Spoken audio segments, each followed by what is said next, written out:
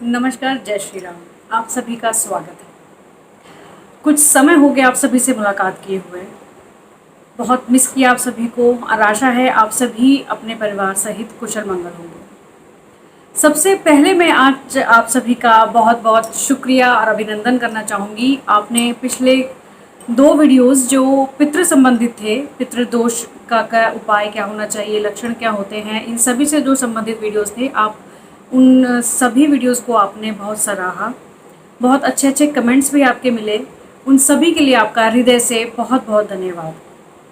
आशा है इसी प्रकार आप मेरे इस चैनल को, जो कि मेरा ही नहीं आपका भी है, इस चैनल पर बने रहेंगे और इसको सराहना देते रहेंगे। इन दोनों वीडियोस के कमेंट सेक्शन में मुझे कुछ प्रश्न प्राप्त हुए, तो लगा कि इन प्रश्नों का उत्तर देना अत्यंत आवश्यक है, क्योंकि हमारा मकसद इन वीडियोस को बनाने का, जो पितृ दोष से संबंधित या पितृपक्ष से जो संबंधित वीडियोस हैं, मकसद यही है कि जो समाज में कुछ भ्रांतियां फैली हुई हैं इस चीज़ को लेकर, वो दूर हों। तो इन प्रश्नों का उत्तर लेकर मैं आज आपके सामने उपस्थित हूँ। तो आशा है कि इन सभी जो आपकी क्वेरीज हैं, जो प्रश्न हैं आप सभी के, उनको मैं शांत कर सकूँ, जो भी जितना मेरा ज्ञान है। तो आइए शुरू करते हैं एक एक प्रश्न से। पहला प्रश्न मुझे मिला कि पीपल में जल ही क्यों देना है। बहुत अच्छा प्रश्न है। जैसा कि हम सभी जानते हैं कि पीपल में जल तो हमें वैसे भी देना ही चाहिए। जैसे हम पहले भी कभी एक बार चर्चा कर चुके हैं कि पीपल वृक्ष ऐसा वृक्ष है जो सर्वमान्य है, बहुत पवित्र माना जाता है इसे। ब्रह्मा विष्णु महेश तीनों का निवास इस वृक्ष में माना गया है।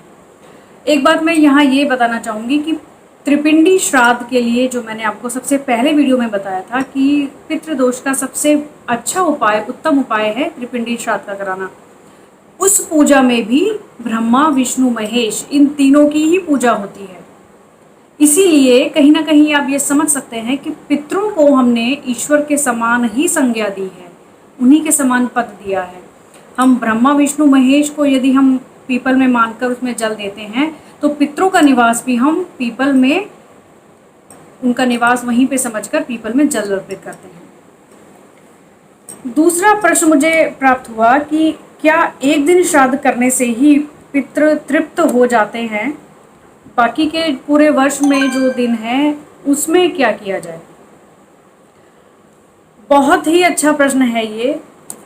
इस प्रश्न से मैं उम्मीद करूंगी कि बहुत जागरूकता आएगी, क्योंकि हम कई बार इन चीज़ों को इसलिए नहीं मानते क्योंकि हम हर चीज़ के पीछे कुछ ना कुछ लॉजिक और रीज़न ढूंढते हैं। आइए अब देखते हैं इसका उत्तर क्या बनेगा। एक वीडियो में आपने ये, पिछले वीडियो में आपने ये बात को सुना होगा कि पितृलोक कहाँ है। चंद्रलोक से जस्ट पीछे पितृलोक माना जाता है। पृथ्वी का जो एक वर्ष है, जो एक साल है, वो पितृलोक के एक दिन के समान है। और केवल इन 15 दिनों में ही पितरों को ये आज़ादी दी जाती है कि आप पृथ्वीलोक पर जाएं और जो भी आपके वंशज हैं, वंशज कौन हुए, नेक्स्ट आपकी जो जनरेशन है, उनसे आप तृप्ति प्राप्त करें। किस रूप में? खाना, जल इत्यादि। तो ये रीज़न हुआ कि हम बाकी के दिनों में करें या ना करें, लेकिन इन 15 दिनों में हमें श्राद्ध अच्छे से करना चाहिए। जिनके भी बारे में हमें पता है, और जिनके बारे में हमें नहीं पता, अमावस्या यानी कि जो पितृपक्ष का अंतिम दिन है, अमावस्या के दिन हमें सभी के नाम से श्राद्ध करना चाहिए। एक अगला प्रश्न मुझे मिला कि यदि किसी दंपति को पुत्र संतान ना हो, यानी कि केवल बेटियां ही हो उनकी संतान, उनके बच्चों में केवल पुत्री हो, बेटी हो, किसी का यदि बेटा ना हो, तो उनके लिए श्राद्ध कौन करे।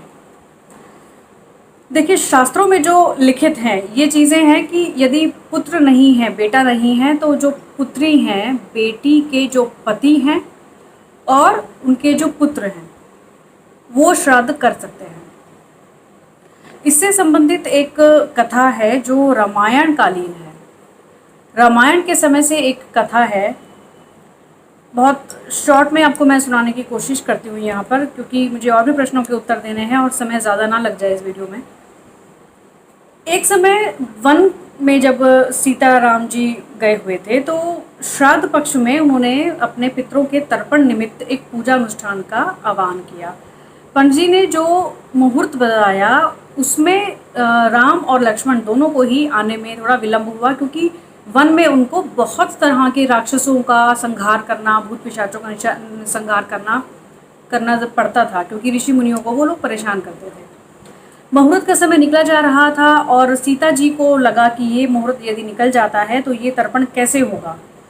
बड़ा विलाप करने लगी कि मैं एक पुत्रवधू यानी कि उनकी बहू होते हुए, जिनका मैंने जितने भी समय मैं उनके साथ रही या उनको मैं जानती, उनके नाम से मैं उनको जानती हूँ, उनकी यश प्रतिष्ठा मैंने सुनी है, तो मैं उनका तर्पण क्यों नहीं कर सकती, क्योंकि मैं केवल एक पुत्री हूँ, एक महिला हूँ। इसलिए जो भी उस तीर्थ के जो देवता थे वो प्रकट होकर उनको, सीता जी को उन्होंने ये आज्ञा दी कि आप वैसे तो महिला हैं और महिलाओं का शास्त्रों में ये लिखित नहीं है कि वो तर्पण करें, क्योंकि ये अधिकार पुत्रों को दिया गया है। लेकिन ऐसी अवस्था में जब यदि कोई भी पुत्र या कोई पुरुष यदि अवेलेबल नहीं हो तो आप महिला होने के नाते भी ये कर सकते हैं, है तो आखिर इंसान ही, तो तर्पण करना आवश्यक है तो आप भी कर सकती हैं। सीता जी ने उनकी आज्ञा लेकर ये तर्पण किया और उन्होंने गाय को और एक कुत्ते को इसका निमित्त बनाया, यानी कि इसका एक विटनेस बनाया। कुछ समय के पश्चात जब पूजा पूरी संपन्न हो गई, पूजा खत्म हो गई और राम लक्ष्मण जी वापस आते हैं और उनको भी ये लगा कि हम बहुत समय के बाद आए हैं तो क्या मुहूर्त रहेगा अभी। तो सीता जी ने उनको बताया कि आपके स्थान पर ये पूजा मैंने करा ली है। उनको बड़ा आश्चर्य हुआ, लेकिन उन्होंने पूछना चाहा कि आपने ये कैसे करा ली, ये सब शास्त्र विदित नहीं है। तो उन्होंने सारी बात बताई कि तीर्थ देवता ने मुझे इस तरह से आज्ञा दी और मैंने गाय और कुत्ते को इसका विटनेस बनाया।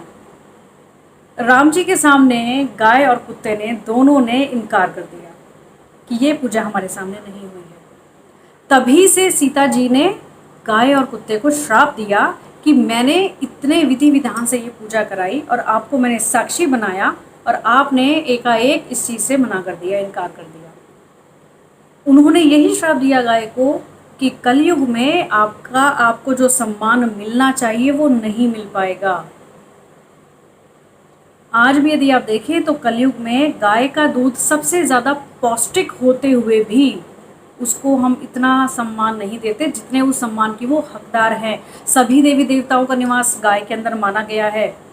उनको हमें अगर रोटी देनी है तो हम गाय को पहले देने का प्रावधान दिया गया है शास्त्रों में, लेकिन उसको वो सम्मान कलयुग में नहीं मिलता जिसकी वो अधिकारी है। इसी तरह से कुत्ते के साथ भी हुआ।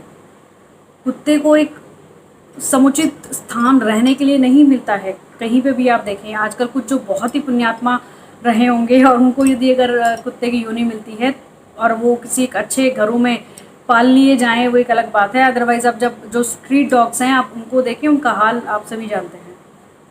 खैर, तो विधि विधान ये है, शास्त्रों में जो लिखा गया है वो विधित ये है कि पुत्र हो उसे तर्पण करना चाहिए, अन्यथा पुत्री के जो पति और जो पुत्र हैं वो तर्पण कर सकते हैं। अगला एक और प्रश्न है, क्या श्राद्ध पक्ष में नए कार्य शुरू करने चाहिए या कुछ नई चीज़ें खरीदनी चाहिए? बहुत से विद्वान लोग इस चीज़ के लिए मना करते हैं। देखिए, बहुत से विद्वान लोगों का ये मत है कि कुछ नया काम शुरू नहीं करना चाहिए और कुछ नई चीज़ें नहीं खरीदनी चाहिए। वो केवल इसलिए कई बार मान लिया जाता है कि इन दिनों को अच्छा दिन नहीं माना जाता। इन दिनों को अच्छा दिन हम क्यों नहीं मानते, इसका तर्क आज तक किसी ने नहीं दिया कि क्यों इन दिनों को हम अच्छा नहीं माने। ये कोई बुरे दिन नहीं है, पितृपक्ष कोई गलत चीज़ नहीं है, इनको हम देवताओं के समान मानकर ही इनकी पूजा करते हैं। लेकिन कोई भी नई चीज़ खरीदने के लिए मैं भी यहाँ यही कहूँगी कि नहीं खरीदनी चाहिए। क्यों? इसके पीछे का सबसे बड़ा तर्क जो मेरा है वो ये है, हम कहीं ना कहीं अपनों से बिछड़ने के एक चीज़ को अनुभव करते हैं। इसमें हम उनके निमित्त कुछ चीज़ को कर रहे हैं, कहीं ना कहीं हम उनसे दूर हुए हैं, जो कि एक प्रकृति का नियम है कि जो इस संसार में आया है उसको जाना है, लेकिन उनसे हमारा विच्छेद हुआ है। हम इस चीज़ की खुशी तो जाहिर नहीं कर सकते। हम कोई भी बहुत अच्छी सी चीज़ जो हमारी मनपसंद की है या हमारे बहुत उपयोग की है उसको लेकर आए इन दिनों में, तो कहीं ना कहीं हम बहुत खुश हैं, हम तभी ऐसे कार्य करते हैं। तो हम शायद खुश तो नहीं हैं इस चीज़ से। केवल यही एक तर्क है कि इन दिनों में कुछ अच्छा कार्य या कुछ नई चीज़ें नहीं खरीदनी चाहिए, अन्यथा इन दिनों को खराब नहीं मानना चाहिए। ये तो बहुत अच्छे दिन हैं। क्यों? क्योंकि आपको ये अवसर मिल रहा है, ये मौका मिल रहा है कि यदि कुछ कार्य पहले में पूर्व में यदि आपसे कुछ खराब हो गए हों, पूर्वजों से कुछ खराब हो गए हों, गलत हो गए हों, उनका पश्चाताप करने का ये समय है। ये तो एक अवसर है, ये मानकर चलें। एक बात मैं यहाँ एक और आपसे एक इंटरेस्टिंग बात शेयर करना चाहूँगी कि क्या आपने पितृपक्ष में कभी इन पूरे 15 दिनों में इस चीज़ को महसूस किया है कि कभी कोई ऐसा दिन भी आता है कि जिस दिन हमें खाना खाने का मन नहीं करता। हमारा कई बार खाना खाने का मन नहीं करता, अपने आप से ऑटोमेटिकली हमें ये लगता है कि अरे आज मेरा कुछ पेट भरा सा है, आज मेरी इच्छा नहीं है खाने की। पूरे दिन में नहीं तो एक समय तो ऐसा कभी ना कभी लगेगा ज़रूर। अगर अब तक नहीं लगा, आप आगे महसूस करिएगा, बहुत भारीपन महसूस कर रहे हैं, या अचानक से आप बड़े गंभीर हो जाते हैं किसी भी चीज़ को लेकर। एकाएक कभी रीज़न नहीं पता चल पाएगा कि हम किस वजह से थोड़े गंभीर हो गए। कुछ एक हंसी खुशी बातचीत करते हुए भी हम एकदम से गंभीर हो जाते हैं। उसका रीज़न ये है कि कहीं ना कहीं आप भी किसी के पितर रह चुके हैं और वो श्राद्ध भी आपके लिए किया जा रहा है।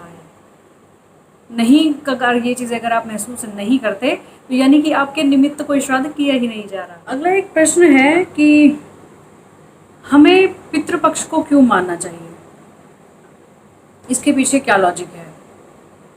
कुछ पढ़े लिखे इंसान जो मॉडर्निटी को यानी कि इस मॉडर्न इरा को कुछ ज़्यादा फॉलो करते हैं, उनका ये मानना है कि पितृपक्ष कुछ नहीं होता, हम लोग इस चीज़ में बिलीव नहीं करते। इन दिनों में कुछ एक दो फैमिलीज़ भी मेरे कांटेक्ट में ऐसी आई जिनका ये मानना नहीं था कि श्राद्ध पक्ष भी कुछ होता है और हमें इसमें कुछ करना चाहिए। क्या मॉडर्न होने का अर्थ ये है कि आप अपनी जो भी रीति रिवाज या जो भी संस्कार आपके शास्त्रों ने आपको बतलाए हैं उनको छोड़ दिया जाए तो हम बहुत मॉडर्न हो गए? शायद नहीं। जहाँ तक एजुकेशन की, पढ़ाई लिखाई की बात है, अच्छे अच्छे विद्वान लोग ही आपको इस विषय में कुछ बता सकते हैं, कुछ चर्चा कर सकते हैं, आपका मार्गदर्शन कर सकते हैं। विद्वान लोग, क्या वो पढ़े लिखे नहीं हैं? अगर मैं अपनी ही बात करूं, मैं तो बहुत तुच्छ प्राणी हूं इन सब चीज़ों के बारे में आपको बतलाने के लिए, लेकिन मुझसे कहीं ज़्यादा विद्वान लोग आपको और पूरे जगत में मिलेंगे। क्या वो अनपढ़ हैं या वो गवार हैं, या मैं क्या इस चीज़ को समझाने के लिए किन शब्दों का प्रयोग करूं? प्लीज़, अगर आप मॉडर्न भी हैं, आपकी सोच मॉडर्न है, मॉडर्न होने का अर्थ ये नहीं कि आप अपने संस्कारों को भूल जाएं। हम हिंदुस्तानी हैं, हमें उन अपने संस्कारों को अपने अंदर जिंदा रखना चाहिए। मॉडर्न बनिए, आप खुले विचारों के बनिए। मॉडर्न होने का अर्थ ये है, अपने कुछ चीज़ों को छोड़ देना मॉडर्न नहीं है। मॉडर्निटी ये नहीं है। मॉडर्निटी और आप उच्च विचार के तो तब होंगे जब आप अपने हर चीज़ को, जो अच्छी चीज़ें हैं, जो सही मायनों में जो सही हैं, उनको साथ लेकर चलें और अपने नेक्स्ट जनरेशन को भी सिखाएं। खैर, हम इन पितृपक्ष में या पितरों के लिए हम बिलीव क्यों ना करें, क्यों करें?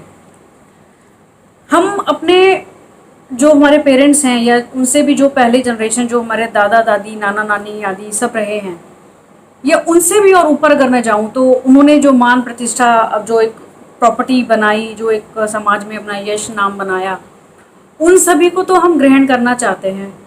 प्रॉपर्टी मिल जाए हम बहुत खुश होते हैं। जो समाज में उनका नाम या यश बना हुआ है, हम उसको वो हमें विरासत में मिलता है तो हम बहुत खुश होते हैं। उनके इस संसार से जाने के बाद जो भी उनके लिए कोई भी विधि विधान से संस्कार करने चाहिए, क्या वो हमें नहीं लेने चाहिए? वो हमारी जिम्मेवारी नहीं बनती? वो भी तो बनती है ना। पितृ केवल अपने ही वंशजों से, यानी कि जो उनकी जो नेक्स्ट जनरेशन है, उनसे ही आशा रखते हैं इन सब चीज़ों की, किसी और से नहीं। और यदि वो बिगड़ते हैं, वो परेशान करेंगे किसको? अपने ही वंशजों को। परेशान नहीं, लेकिन हाँ, उन पर गुस्सा ज़रूर रहेंगे। कभी भी हमारे बुज़ुर्ग लोग जो रह चुके हैं, जो अब पितृ बन चुके हैं, वो हमें परेशान एक लिमिट से ज़्यादा नहीं करते हैं, लेकिन हाँ वो हमसे गुस्सा ज़रूर रहते हैं, हम पर नाराज़ ज़रूर रहते हैं यदि हम ये सारे कार्य उनके लिए सही तरीके से ना करें, उनको बिल्कुल भूल जाएं। श्राद्ध करना क्या है? श्राद्ध यानी कि एक तरह से हम उनको श्रद्धांजलि दे रहे हैं। हमने एक जो उनकी वजह से ही हम इस संसार में हैं, उनकी वजह से जो नेक्स्ट जनरेशन आई, उनसे नेक्स्ट जनरेशन आई, इसी तरह से जो जनरेशन का जो क्रम चलता रहा, हम भी तो उस क्रम में हैं। उनके बिना क्या हमारा अस्तित्व हो सकता था? हम लोग केवल यही मानकर चल लें कि जिनकी वजह से हम इस संसार में हैं, ये आमोद प्रमोद जिनकी वजह से हम कर पा रहे हैं, उनको केवल पूरे वर्ष में इन 15 दिनों में ही याद कर लें। और उन 15 दिनों में भी पूरे के पूरे 15 दिन तो नहीं होते हैं सभी के घरों में। कोई एक दिन, किसी के यहाँ 2 दिन, किसी के यहाँ 3 दिन, यही इतने ही लगभग श्राद्ध किए जाते हैं ना, जिनका हमें पता होता है। जिनके बारे में हमें नहीं ज्ञात, नहीं पता, अमावस्या का एक दिन है, उनके तब एक दिन में आप सभी के नाम का करिए। पूरे 15 दिन भी नहीं हुए, ये तो केवल पूरे वर्ष में 3 या 4 दिन केवल हम इतना तो कर सकते हैं, जिनकी वजह से हम इस संसार में हैं और इतना कुछ हम लोग एक तरह से जिसका आनंद हम ले रहे हैं, उनके निमित्त हम इतना सा तो कर ही सकते हैं। श्राद्ध, श्रद्धा मान लीजिए, उनके लिए श्रद्धांजलि अर्पित कर रहे हैं हम आज के दिन। इतना समय तो हमारे पास होना ही चाहिए उनके लिए। मेरे ख्याल इतने ही प्रश्न थे आज के लिए।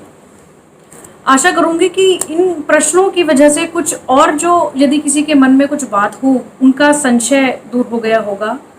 और मेरी आप सभी से यही एक विनती है, प्रार्थना है कि पितरों को किसी गलत तरीके से ना ले जाकर समझिए कि वो देवताओं के समान ही हैं। जिस प्रकार ईश्वर की पूजा की जाती है, उसी तरह से आप अपने यदि पितरों की पूजा अर्चना करते हैं, उनका श्राद्ध करते हैं, एक बार आप करके देखिए। यदि आपके जीवन में बदलाव ना आए तो आप मुझे कमेंट सेक्शन में ज़रूर बताइएगा। ये बदलाव धीरे धीरे धीरे आपकी पूरी जिंदगी को, पूरे जीवन को बदल सकते हैं। किसी की कुंडली यदि कुछ हल्की भी होगी, जहाँ पर बहुत बड़े बड़े राजयोग ना भी बनते होंगे ना, तो भी यदि आपके पितृ आप पर प्रसन्न हैं, तो आप अपने जीवन को एक बहुत अच्छे तरीके से चला सकते हैं। और ये बात तो हम बहुत आसानी से कह देते हैं, अरे ये काम करने में हमें बड़ी प्रॉब्लम आ रही है, हर काम में हमारी रुकावट आती है। हम लेकिन ये मानने को तैयार नहीं होते कि हाँ, पितृ भी होते हैं, उनके निमित्त भी हमें कुछ करना चाहिए। आज के लिए बस इतना ही। अपने थोड़े से ज्ञान के बदौलत जो भी आपका मैं कुछ संशय दूर कर पाई, कुछ आपको कुछ बात बता पाई, मेरा ये सौभाग्य है कि मैं आप सभी को कुछ ना कुछ बात इस बारे में शेयर कर पाई।